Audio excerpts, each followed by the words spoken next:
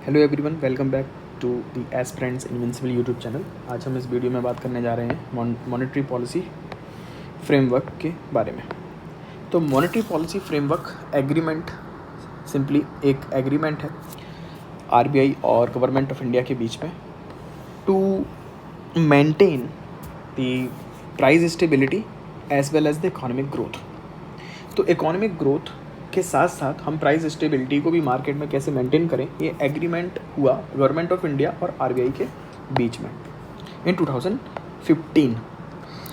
अब अचीव कैसे करेंगे हम प्राइस स्टेबिलिटी और इकोनॉमिक ग्रोथ को?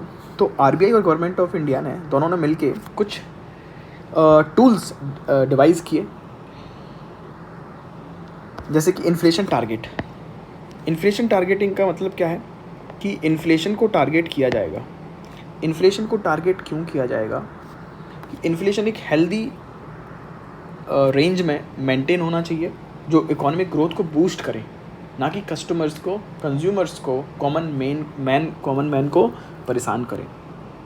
तो उसमें एक इन्फ्लेशन टारगेटिंग का मतलब है इन्फ्लेशन को टारगेट करना। फॉर एग्जांपल 6% इन्फ्लेशन होना चाहिए इन 2016, जब 2015 में ये एग्रीमेंट हुआ था। और 2016-17 के बाद में इन्फ्लेशन का रेंज रहेगा 4 ± 2। इसका मतलब क्या होता है कि जो मैक्सिमम लिमिट है वो 4 + 2 हो जाएगा, तो कितना हो जाएगा 6%। मैक्सिमम हमें पॉजिटिव से मिलता है और मिनिमम से हमें माइनस से मिलेगा। मिनिमम कहाँ से मिलेगा? माइनस। तो 4 - 2 = 2%। तो 2% और 6% की रेंज में ही रहना चाहिए इन्फ्लेशन। 2% से कम नहीं होना चाहिए इन्फ्लेशन, 6% से ज़्यादा नहीं होना चाहिए। That is inflation targeting with in the monetary policy framework agreement.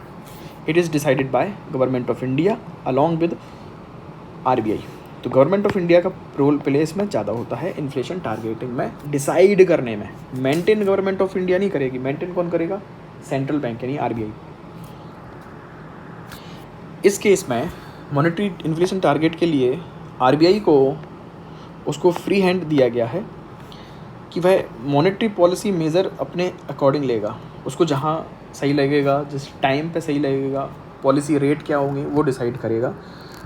But RBI अगर मिस करता है टारगेट को, 4 ± 2 के टारगेट को मिस करता है आरबीआई, तो उसको गवर्नमेंट ऑफ इंडिया को रिपोर्ट करना पड़ेगा in that case. Simple. Now for that specific reason there is a monetary policy committee. Monetary policy committee बनाई गया क्योंकि जो मॉनेटरी पॉलिसी जो होगी इंडिया में या फिर मार्केट में सेंट्रल बैंक की, उसको एक डेमोक्रेटिक वे में, मोर ट्रांसपेरेंट वे में एग्जीक्यूट किया जाए, इसलिए मॉनेटरी पॉलिसी कमेटी को बनाया गया within the framework of monetary policy framework agreement. अभी monetary policy framework agreement first recommended by Tarapur committee, याद रखिए, और इसको आरबीआई एक्ट 1934 के अंतर्गत एस्टेब्लाइज किया गया है। Hence it becomes a statutory body. तो यूपीएससी प्रीलिम्स में डायरेक्ट पूछा जा सकता है, monetary policy committee is a constitutional committee और नॉन कॉन्स्टिट्यूशनल बॉडी और एग्जीक्यूटिव बॉडी और स्टैट्यूटरी बॉडी। सो आंसर होगा स्टैट्यूटरी बॉडी। सिंपली कोई भी बॉडी, कोई भी organisation that is backed by, that is established by specified parliamentary act is known as statutory body. आगे समझ में? जिसका खुद का एक अधिनियम है, जिसका खुद का एक एक्ट है, कानून बनाया है पार्लियामेंट ने स्पेशल, उस ऑर्गेनाइजेशन को स्टैट्यूटरी बॉडी बोलते हैं। मॉनेटरी पॉलिसी फ्रेमवर्क के तहत मॉनेटरी पॉलिसी कमेटी बनाई गई। उसका टास्क क्या होगा? To maintain the benchmark policy rate. Benchmark policy rate को मेंटेन फिक्स करना, for example repo rate monetary policy committee decide करेगी। और टास्क क्या है? इन्फ्लेशन को कंटेन करना, इन्फ्लेशन को टारगेट के अंदर बनाए रखना, और मॉनेटरी पॉलिसी के जितने भी डिसीजन होंगे उनमें ट्रांसपेरेंसी लाना। यह टारगेट, यह टास्क मॉनेटरी पॉलिसी कमेटी को दिए गए। कंपोजिशन क्या होगा मॉनेटरी पॉलिसी कमेटी का? So there will be total 6 member in that committee, 3 member coming from RBI appointed by RBI, 3 member appointed by RBI, और next 3 member appointed by the government of India. Simply external selection committee decide करेगी। तो ऐसा समझ लीजिए, half RBI का है, half government का participation है।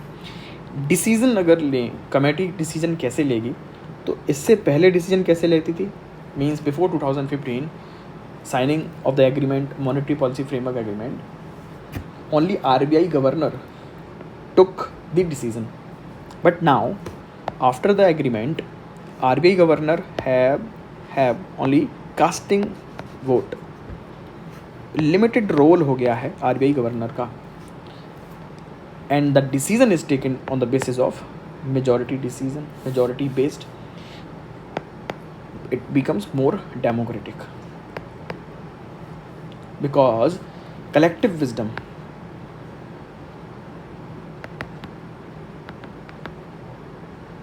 is better than individual wisdom.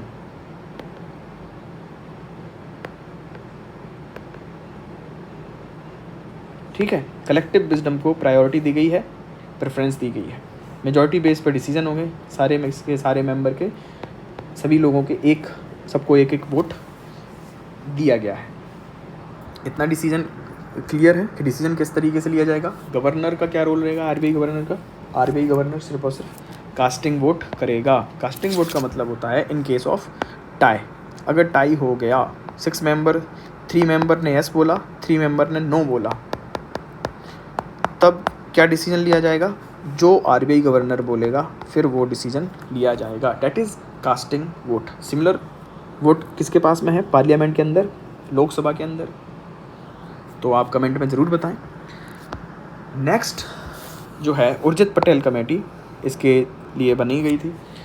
तो उर्जित पटेल कमेटी बनाई गई थी to revise and strengthen the monetary policy framework.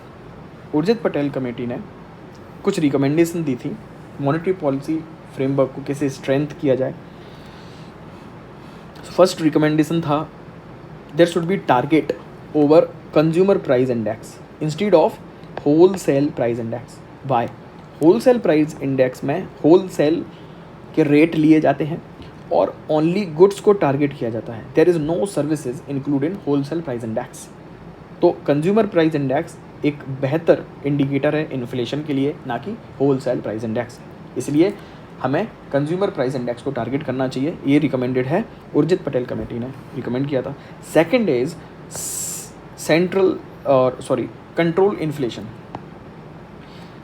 तो उर्जित पटेल कमेटी ने बोला कि हमें इन्फ्लेशन को कंट्रोल करना चाहिए और एक टारगेट, एक ही समय पे एक टारगेट होना चाहिए, ना कि मल्टीपल टारगेट होना चाहिए, कि हम इन्फ्लेशन को भी देखें, प्राइस स्टेबिलिटी को देखें, एक्सचेंज मार्केट को भी देखें, ग्रोथ भी देखना है, मनी सप्लाई भी बढ़ानी है।